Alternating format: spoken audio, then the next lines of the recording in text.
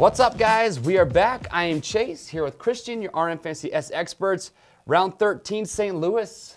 A lot of action, a lot of drama. A lot of drama. A lot to talk about. Yes, sir. Tomac, 8 out of 10.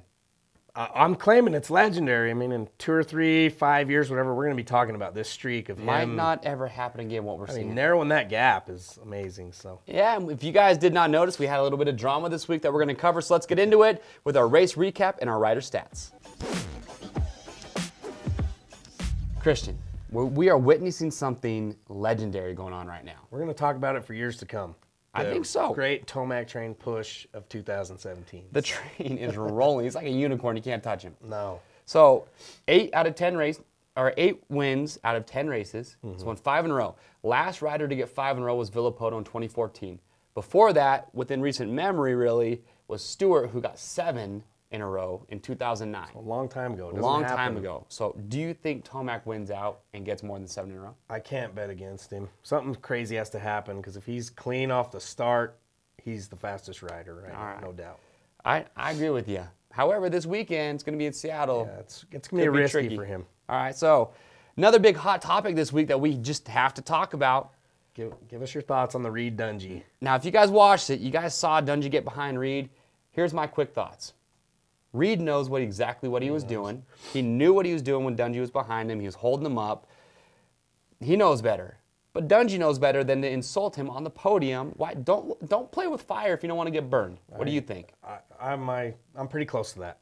I feel like Reed was, he was obviously upset. Dungey said some words after that heat that I couldn't even believe he said. Well, I don't feel they were justified. In a heat's one thing. Keep it clean. Just get in the main. Don't worry about it. But I just still feel like Reed, if he could go back, he might do things a little differently. But you got to understand the level of competition those guys are at. It's pretty rough.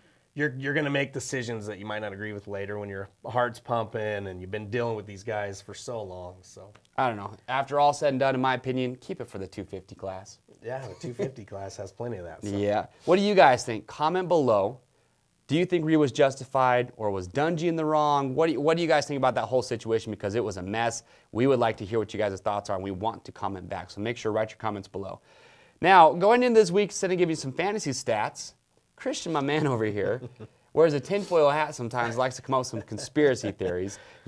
You guys are going to love this. What do you got for me? I think the stars are telling us right now that Eli Tomac's going to make this comeback and win the championship. Explain to our viewers what you're talking about here. All right, we got Chad Reed getting in the middle of them last week. Yeah. Number 2-2.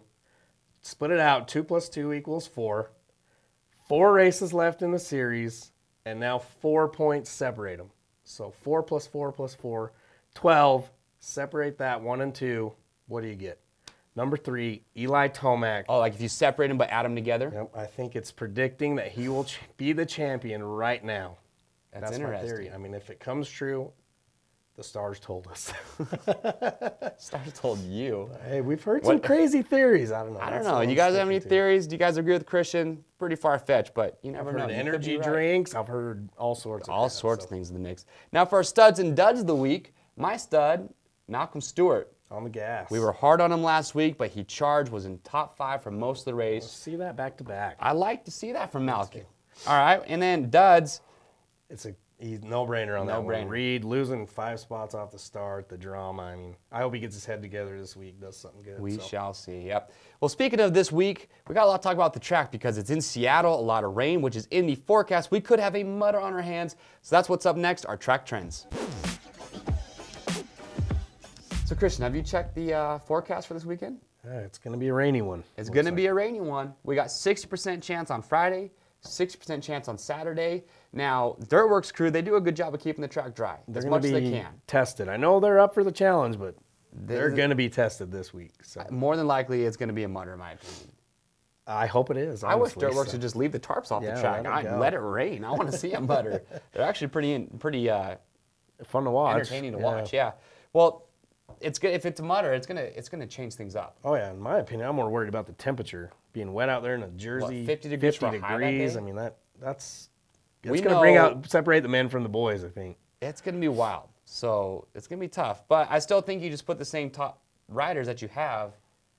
You just one little mistake though. Yeah, there's a few riders that might favor like a Millsaps type of Okay. But we'll get into that. We'll get into it. So 2 whoop sections, what I noticed, really about the only big standout thing, but one of the whoop sections had 12 whoops in it. Yeah. When I was playing the MX versus ATV Supercross Encore. That's a lot of whoops in the mud. Yeah, it's going to claim some victims. And interesting fact is Honda has 20 wins. The next closest is Cowie and Yamaha with 9. And the last current rider to win there, you'll never guess, Justin Barcia in 2013. So no, I don't think he'll repeat.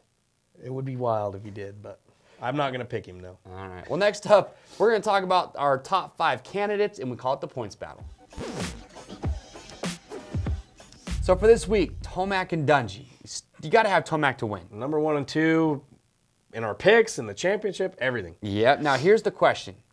If push comes to shove, will Dungey go from clean, or will he make it mean? I think the kid gloves are off. Championship's on the line. He's going to do what he needs to do to give himself the best chance at this point. So I see him making moves. Really? I hope he does. I wish he would have done it last week on Reed. He made moves on the podium after the semi, but I was surprised he held his tongue a lot after that. So. All right. Well, now the question I have, and this is hard, Muskin and Anderson. Anderson's a wild child, but Muskin faded back pretty bad last week. And if people didn't see his crash in qualifying, it was bad. I don't remember seeing him. I haven't seen the crash yet. Was it pretty bad? It was worse than I thought. I mean, I don't think I've ever seen him crash that hard. So he was definitely hurting. But Anderson, safe top 5? I know he's in and out all the time. I mean, he's in 4th, 6 times this year out of 13 races. I mean, he's pretty consistent. Yeah, he's a safe bet. All right, now we saw it again. Mr. Josh Grant, our weekly spoiler, broke into the top 5. First time he's done it all year. So that's what we got to talk about next, our weekly spoiler, because those are critical. All right, so going into Seattle, my 2 spoilers, I've got Josh Grant. We've seen him do it once. Now, that was his first top 5 of the season, but he did finish 6th and 9th. On the West already. He's been there. And his average start was 6th in the last 2 West Coast rounds. So he's putting it together. He's a sleeper. He's been in the top 10 several times, just not talked about a lot. He's already done it, and he's kind of hung around there, so it's not like a fluke. And the other guy I have is Mr. Brock Tickle. He's had a top 5 this year. He's had speed. But... He's another silent, speedy guy that I wouldn't be surprised. But like I said, this rain makes it difficult. Oh, it's going to be a tough one. What do you got? I'm hoping for a blue bounce back this week. I got Webb and Reed. Spoilers, huh? Before he got hurt on the West, he was really starting to fly on that 450. So I'm hoping he gets back on point this week. One thing to watch with him is he finishes 2 spots back from where he qualifies on the West. So that'll give you a good range of that. And he does have a hole shot this season. He's done it before. Maybe he can pull one out again and stay up there. Reed, I'm just doing it on pure, I don't know if I'm being a fanboy or what. I just hope he comes back from that. I want him to shut the haters up, do something good. I mean, I don't know. I like the drama with it, but I want him to come back and, I mean, just shut everyone up with a podium or something. All right. Well, we shall see what happens there. Well, next up is probably the hardest pick we're going to make of the week because it's the wild card, but it's 7th place. This is going to be a toughie. So next up, we got to talk about it. It's the wild card. All right, ladies and gentlemen, so 7th place is our wild card this week, which is tough because all the wild card is basically a spoiler alert. Oh, and in the mud, it's a big range in there. So. But cool stats to let you guys know about. So we've got 4 riders with multiple 7th place finishes this year. Baggett's actually done it 4 times. Millsap's twice. Your blue crew, Reed, done it 3 times. And Tickle's got it twice. Yeah, so there are my highlighted guys for this week for 7th. All right, so for my spoiler this week, or my wild card actually, I take that back, I've got Mr. Davey Millsaps. His average starts by coast, so on the West he was 9th, on the East he was 5.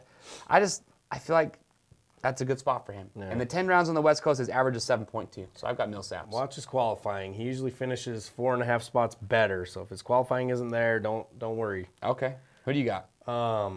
I like Blake Baggett. I mean, he's got 7 straight top 10 finishes, so it's not like he's all over the map. He's in there.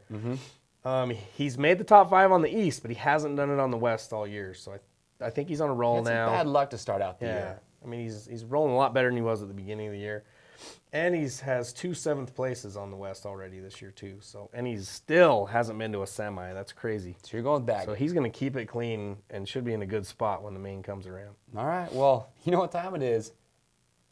It's time to lock him in.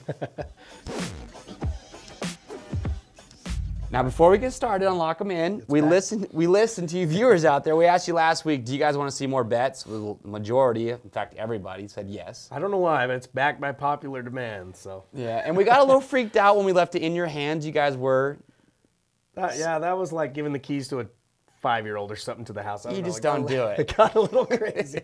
So this week, loser has to eat a habanero pepper right here while we start the show.